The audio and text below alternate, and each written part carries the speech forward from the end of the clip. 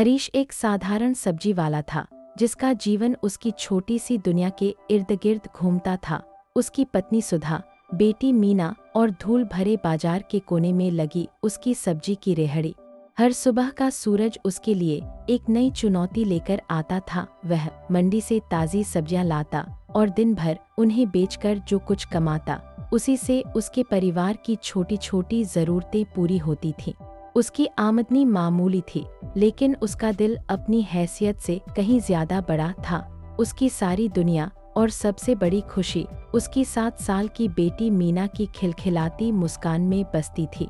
इन दिनों मीना के पैरों को जैसे पंख लग गए थे। उसके स्कूल से एक ट्रिप पहाड़ों पर जा रही थी और वह उसे लेकर बेहद उत्साहित थी। उसने अपने दोस्तों से बर्फीली चोटियों, हरे भरे देवदार के पेड़ों और बादलों को छूने की कहानियां सुनी थीं।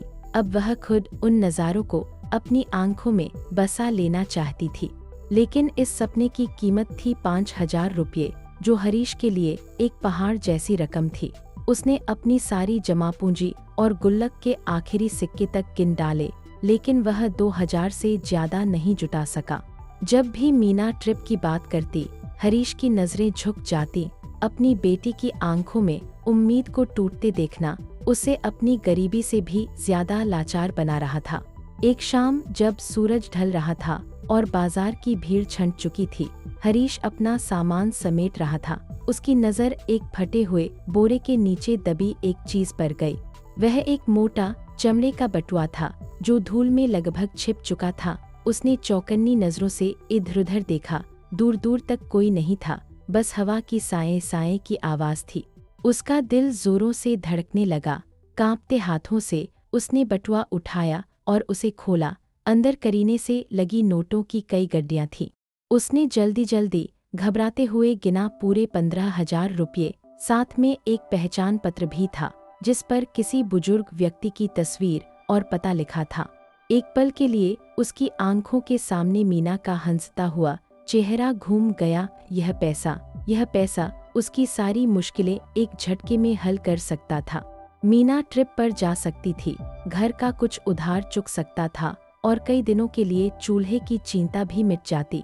उसके मन में एक कमजोर सा ख्याल फुसफुसाया, शायद भगवान ने ही मेरी मदद के लिए इसे भेजा है। किसी अमीर आदमी का बटुआ होगा, उसे क्या फर्क पड़ेगा। इस ख्याल को ढाल बनाकर उसने जल्दी से बटुआ अपनी जेब में डाल लिया और अपनी रेहड़ी लेकर घर की ओर चल पड़ा। लेकिन उसके कदम पहले से कहीं ज्यादा भारी थे और मन में एक अजीब सी बेचैनी ने घर कर लिया था। घर पहुंचकर भी उसका मन शांत नहीं हुआ। वह बार बार खुद से एक ही सवाल पूछ रहा था, क्या यह पैसा सच में उसकी किस्मत का दिया तोहफा है या उसके ईमान की सबसे बड़ी परीक्षा। उस रात हरीश को नींद नहीं आई। बाहर गली का सन्नाटा और घर के भीतर घड़ी की टिक टिक की आवाज उसके मन के शोर को और बढ़ा रही थी। बटुआ उसके तकिए के नीचे दबा था, लेकिन उसका बोझ उसे अपनी छाती पर महसूस हो रहा था, जैसे किसी ने एक भारी पत्थर रख दिया हो। वह करवटें बदलता रहा। आंखें बंद करता तो पहचान पत्र वाले उस बुजुर्ग का चेहरा सामने आ जाता। आंखें खोलता तो अंधेरे में बेटी मीना का उम्मीद भरा चेहरा दिखने लगता।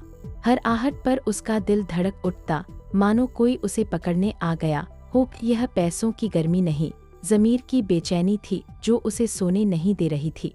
सुबह जब पौ फटी तो उसकी आंखें सूजी हुई और मन भारी था।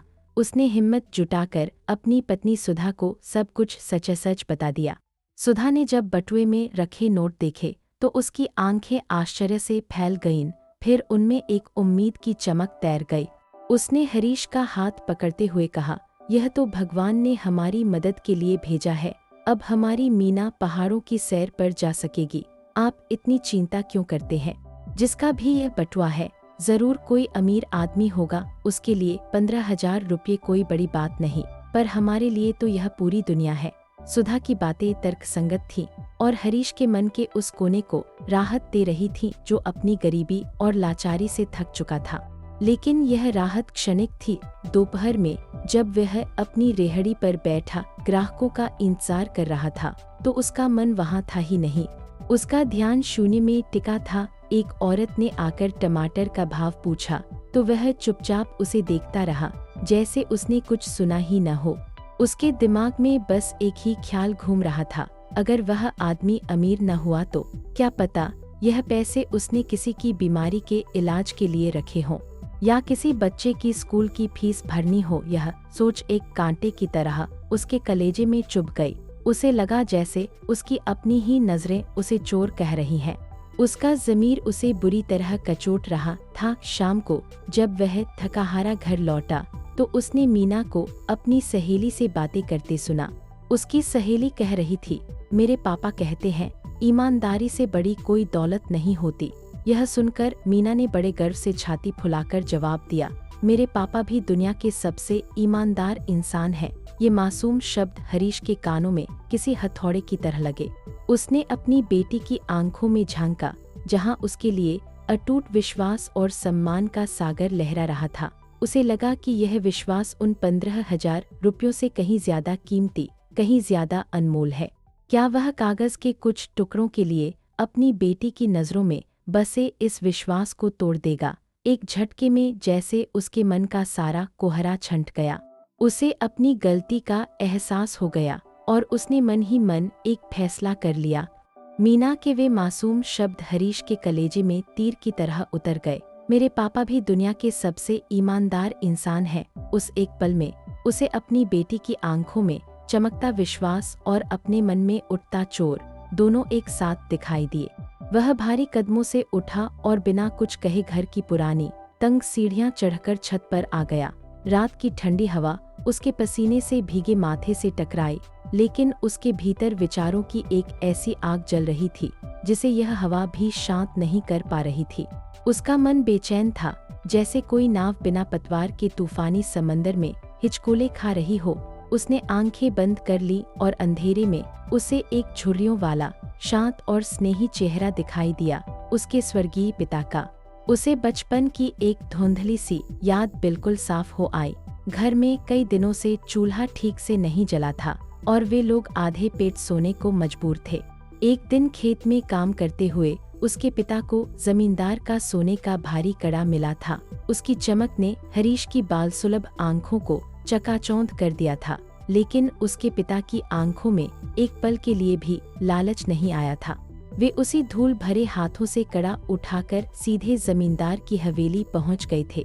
जमींदार ने खुश होकर मुट्ठी भर रुपये इनाम में देने चाहे, पर उसके पिता ने हाथ जोड़कर सिर झुका लिया था और कहा था, मालिक, यह मेरा धर्म था।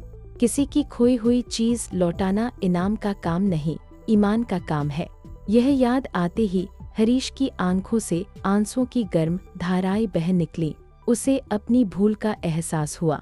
वह समझ गया कि असली गरीबी पैसों की तंगी नहीं, बल्कि ज़मीर का मर जाना है। उसके पिता ने उसे कोई जायदाद नहीं, पर ईमानदारी की जो विरासत सौंपी थी, वह उसे चंद कागज के टुकड़ों के लिए बेचने चला था। उसका सबसे बड़ा डर गरीबी नहीं थी, बल्कि अपनी ही नज़रों में गिर जाने का था। वह अपनी बेटी को एक अच्छी जिंदगी जरूर देना चाहता था, लेकिन बेईमानी की नींव पर खड़ी की गई खुशी की इमारत तो एक दिन ढह ही जाती है। उसने दृढ़ निश्चय कर लिया कि वह सही रास्ता ही चुनेगा, चाहे वह कितना भी मुश्किल क्यों न हो। वह छत से नीचे उतरा। सुधा चिंता में डूबी उसका इंतजार कर रही थी। हरीश उसके पास बैठा और उसका हाथ अपने हाथों में लेकर शांत स्वर में बोला, सुधा, हम यह पैसा लौटा देंगे। मैं अपनी मीना की आंखों में अपने लिए शर्म नहीं, गर्व देखना चाहता हूँ। हम और मेहनत करेंगे, भगवान ने चाहा तो सब ठीक हो जाएगा, पर यह पैसा हमारा नहीं है। शुरू में सुधा के चेहरे पर उदासी की एक लहर दौड़ गई, लेकिन जब उसने हरीश की आंखों में अपराध बोध की जगह एक दृढ़ संकल्प और सच्चाई की चमक देखी, तो उसका मन भी पिघल गया। उसने हरीश का हाथ थामकर कहा, आप सही कह रहे हैं, मुझे आप पर गर्व है। हमारी मीना को भी आप पर गर्व होगा। पत्नी का साथ पाते ही हरीश के मन का सारा बोझ जैसे उतर गया। उसने बटुआ उठाया, पहचान पत्र निकालकर पता देखा और अगली सुबह की पहली किरण के साथ अपने ईमान का सौदा करने नहीं, बल्कि उसे बचाने के लिए निकलने का फैसला कर लिया। अगली सुबह की पहली किरण के साथ ही हरीश के कदमों में एक नई दृढ़ता थी। मन का सारा बोझ उतर चुका था और जमीर पर छाई धुंध छंट गई थी। पहचान पत्र पर लिखे पते की ओर बढ़ते हुए गलियां संकरी होती जा रही थीं, लेकिन उसका दिल अब तंग महसूस नहीं कर रहा था। आखिरकार वह एक छोटे साधारण से घर के सामने आकर रुका, जिसकी दीवारों पर समय के निशान थे, मगर दरवाजे पर लगी तुलसी सादगी भरी पवित्रता का एहसास करा रही थी। उसने गहरी सांस ली और दरवाज़ा खटखटाया। दरवाज़ा एक बुजुर्ग सज्जन ने खोला, वही चेहरा जो पहचान पत्र पर था, बस उनकी आंखों में तस्वीर से कहीं ज्यादा चिंता और थकान थी। हरीश को देखते ही उन्होंने सवालिया नजरों से पूछा, जी कहिए। हरीश ने बिना एक पल गनवाए जेब से बटुआ निकालकर उनके सामने कर दिया और विनम्रता से कहा, अंकल जी, यह आपका बटुआ कल बाजार में गिर गया था। मैं सब्जी की रेहड़ी लगाता हूँ, वही मिला था। बुजुर्ग की आंखें पहले अविश्वास से फैली, फिर उनमें आंसुओं का समंदर उमड़ आया। कांपते हाथों से बटुआ थामते हुए उनकी आवाज भर्रा गई, बेटा बेटा, मैं तुम्हारा यह एहसान जिंदगी भर नहीं भूलूंगा। इसमें मेरी पत्नी के ऑपरेशन के लिए जमा किए हुए पैसे थे। मैं कल से पागलों की तरह भटक रहा था, सारी उम्मीद खो चुका था। यह सुनकर हरीश का दिल कांप गया। उसे एहसास हुआ कि उसकी एक गलती किसी की जिंदगी पर कितनी भारी पड़ सकती थी। बुजुर्ग ने कृतज्ञता से जेब में हाथ डालकर कुछ नोट निकालने चाहे, लेकिन हरीश ने उनके हाथ पकड़कर रोक दिया। उसने हाथ जोड़कर कहा, अंकल जी, मुझे पैसों से शर्मिंदा न करें, मुझे बस आपका आशीर्वाद चाहिए। यह मेरा कर्तव्य था, कोई सौदा नहीं। हरीश की ईमानदारी और उसके शब्दों की सच्चाई ने बुजुर्ग को अंदर तक छू लिया। उन्होंने उसका पता पूछा और अगले दिन सचमुच उसकी सब्जी की रेहड़ी पर पहुंच गए। उन्होंने बाजार में सबको इकट्ठा किया और ऊंची भावुक आवाज में हरीश की ईमानदारी का पूरा किस्सा सुनाया। वहां मौजूद हर व्यक्ति की आंखों में हरीश के लिए सम्मान की चमक थी। उस दिन के बाद लोगों का उस पर भरोसा और भी गहरा हो गया। वे अब मोलभाव नहीं करते, बल्कि एक ईमानदार इंसान से खरीदारी करने की संतुष्टि के साथ सब्जियां ले जाते। उसका काम पहले से कहीं बेहतर चलने लगा। कुछ दिनों बाद शाम को वह बुजुर्ग सज्जन हरीश के घर आए। उन्होंने मीना को प्यार से पास बुलाया और उसके नन्हे हाथों में 5,000 रुपये रखते हुए बोले, बेटी, यह तुम्हारी ईमानदारी का इनाम नहीं, बल्कि एक ईमानदार पिता की बेटी के लिए एक छोटा सा तोहफा है। इसे मना करके मेरा दिल मत दुखाना। इस बार हरीश की आंखें नम थीं और वह मना नहीं कर सका। मीना खुशी से झूम उठी और दौड़कर अपने पिता से लिपट गई। उसकी आंखों में अपने पिता के लिए जो गर्व और सम्मान था, वह दुनिया की किसी भी दौलत से बढ़कर था। उस पल हरीश को एक ऐसी आंतरिक शांति और गहरे संतोष का अनुभव हुआ जो उसे पहले कभी नहीं हुआ था। उसने आज गहराई से महसूस किया कि जीवन की सबसे बड़ी कमाई पैसा या संपत्ति नहीं, बल्कि वह सुकून है जो एक साफ ज़मीर के साथ जीने से मिलता है। सच्ची दौलत तिजोरियों में नहीं, इंसान के चरित्र और उसकी नेकी में बसती है।